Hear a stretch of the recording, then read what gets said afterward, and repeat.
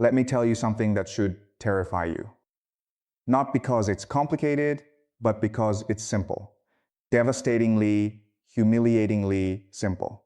Iran didn't outsmart America. Iran just watched. Iran watched very carefully for 20 years while North Korea ran the same play, the exact same play. And America stood there every single time doing the exact same thing that didn't work. And Iran said, we'll take that. We'll take all of it. The whole playbook, page by page, chapter by chapter, step by step. And here we are. Let's start at the beginning because the beginning matters. The beginning is where you see the architecture of the trap before the trap closes. North Korea in the 1990s was a broke, starving, diplomatically isolated pariah state. It had a nuclear ambition and nothing else. So what did it do? It negotiated. It sat down at tables. It signed agreements, the 1994 Agreed Framework. America called it a diplomatic triumph. North Korea called it time. Time to build. Time to move centrifuges underground. Time to train scientists. Time to develop delivery systems. While the diplomats congratulated themselves on their diplomatic genius. The agreement collapsed in 2002. North Korea tested its first nuclear device in 2006. And what did America do? America negotiated again. The six-party talks, more agreements, more frameworks, more time given, more progress made underground. By 2017, North Korea had intercontinental ballistic missiles. By 2022, it had tactical nuclear weapons. By 2025, it was supplying artillery shells to Russia in a European land war. And nobody could stop it because by then it had the deterrent. And once you have the deterrent, the conversation changes permanently forever. Now watch Iran run the same play. Watch it run so precisely it looks like plagiarism. Iran signs the JCPOA in 2015.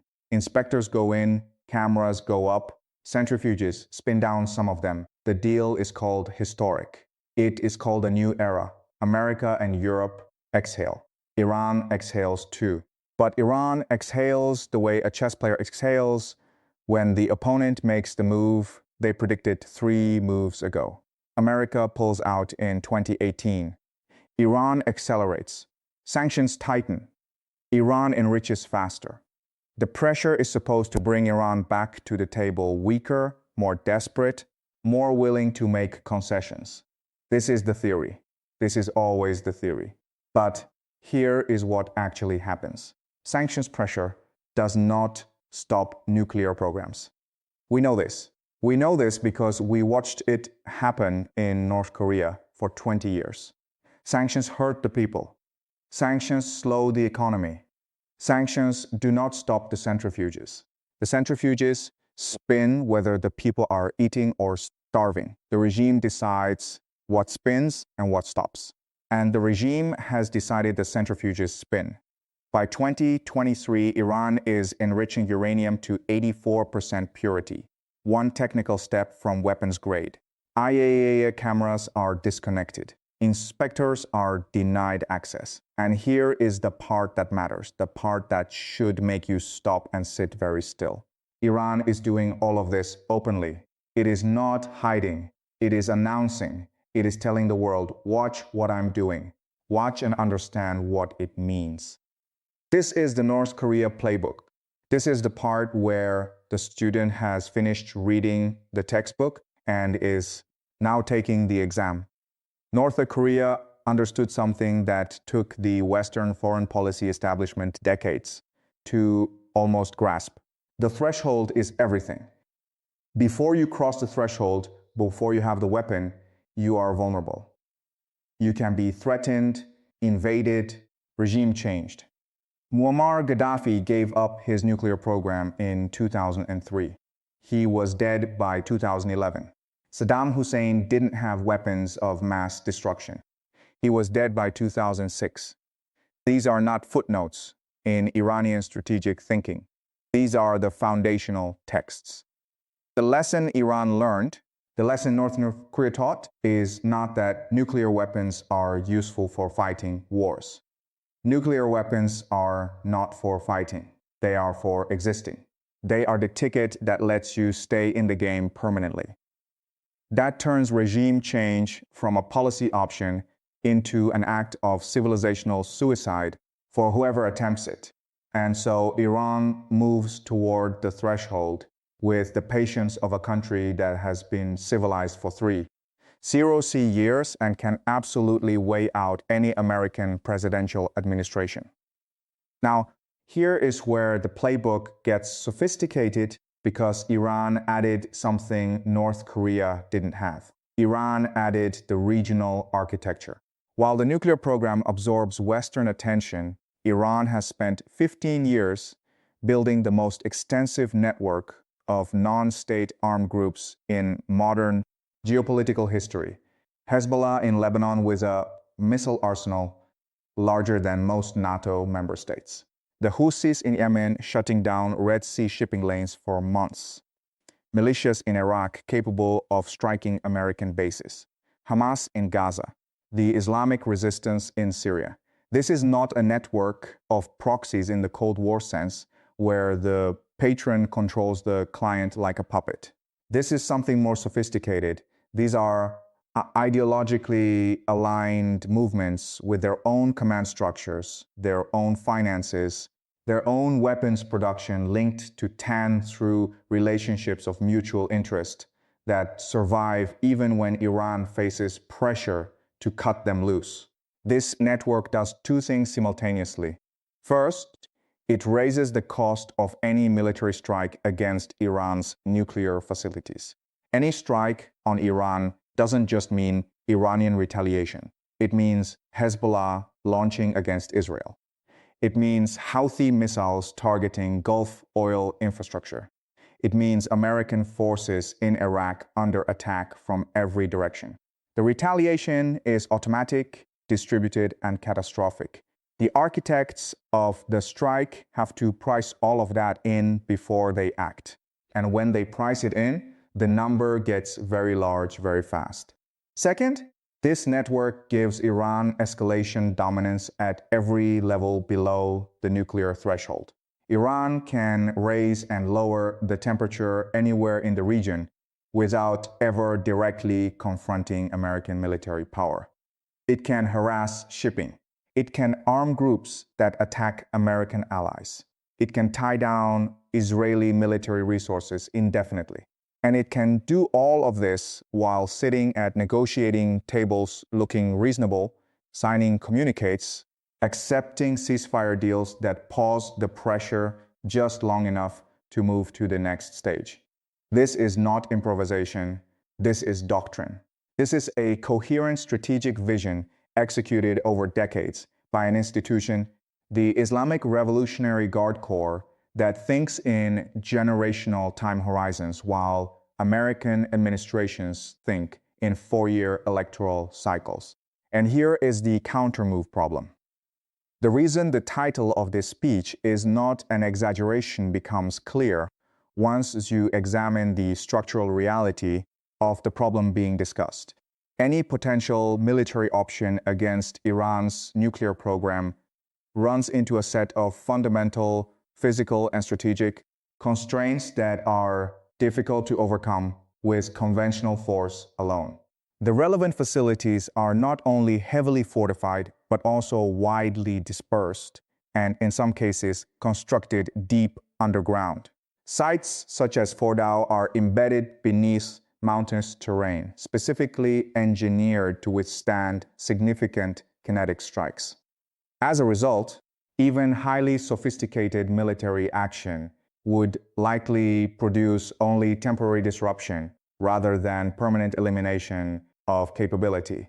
Intelligence assessments over the years have repeatedly converged on a similar conclusion.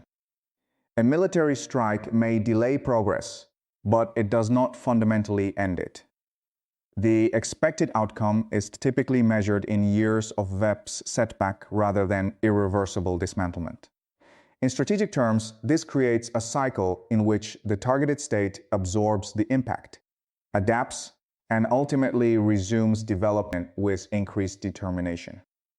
In many cases, such action also strengthens internal political cohesion, reinforces a narrative of external threat, and provides legitimacy to accelerate the very program that was intended to be stopped.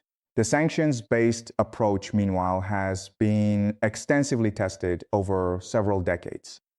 Iran's economy has undeniably experienced significant strain under sustained economic pressure. However, the trajectory of its nuclear program has not followed the same downward path. In fact, in several critical respects, it has expanded in scope and sophistication over time. This reality raises an important strategic question about the relationship between economic pressure and political behavior. The assumption that sustained economic hardship will necessarily translate into strategic concession depends on a particular kind of political calculation, one in which economic welfare is prioritized above regime security and geopolitical survival. In the case of Iran's governing structure, historical behavior suggests that this assumption does not hold. Diplomatic solutions face their own inherent limitations.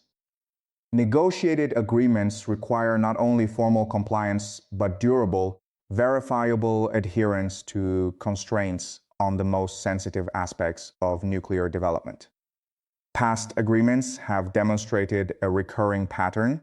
Compliance tends to be strongest in areas that are easily monitored and verified, while progress continues in domains that are more complex, less transparent, or harder to inspect. This does not necessarily reflect bad faith alone. Rather, it reflects rational state behavior aimed at preserving optionality while operating within the boundaries of an agreement.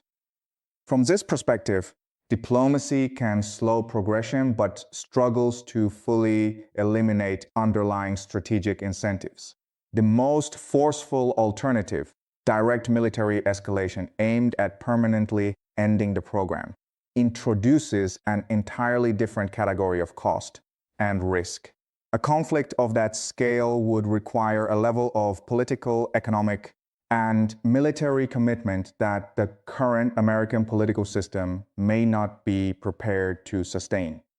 After prolonged engagements in Iraq and Afghanistan, and after decades of public exposure to large-scale interventions with mixed and often disappointing outcomes, domestic tolerance for another extended war is significantly constrained.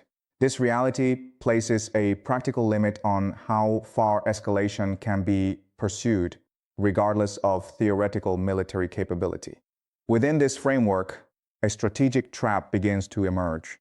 It is not necessarily a trap designed by Iran in a deliberate, engineered sense, but rather one that arises from the interaction between technological progress, geopolitical incentives, and the limitations of available responses.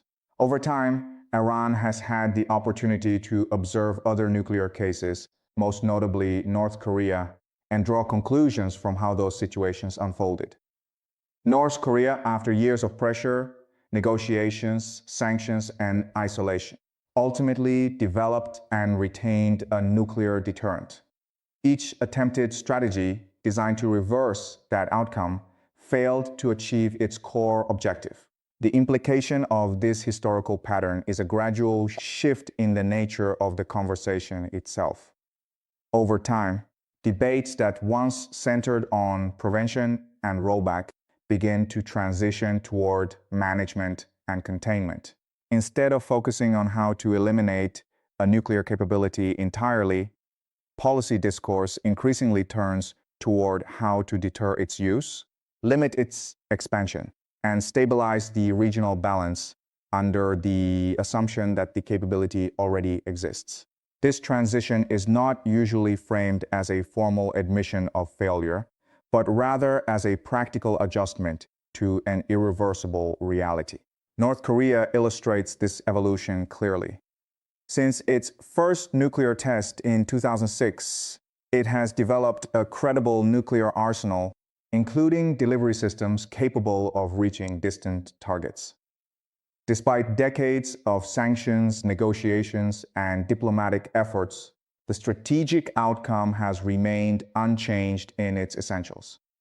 Today, serious policy discussions no longer revolve around denuclearization as a realistic short-term objective. Instead, they focus on deterrence, stability, and risk management within an already nuclear-armed framework. From this perspective, the concern is not simply about one country or one program, but about the broader pattern of strategic interaction over time. If a state is sufficiently determined, sufficiently resilient under pressure, and willing to endure long-term costs, then traditional instruments of coercion, military strikes, economic sanctions, and diplomatic agreements may not reliably produce complete reversal of its nuclear trajectory. Instead, they may shape the speed, cost, and political context of that trajectory without altering its ultimate direction. The central question, therefore, is not only what tools exist, but what outcomes those tools are realistically capable of producing given historical precedent and current constraints.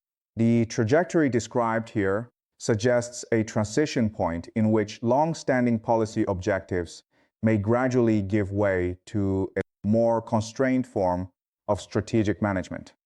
Whether that transition is acknowledged explicitly or emerges implicitly over time will significantly shape how the region and global security architecture more broadly adapts to the reality that follows.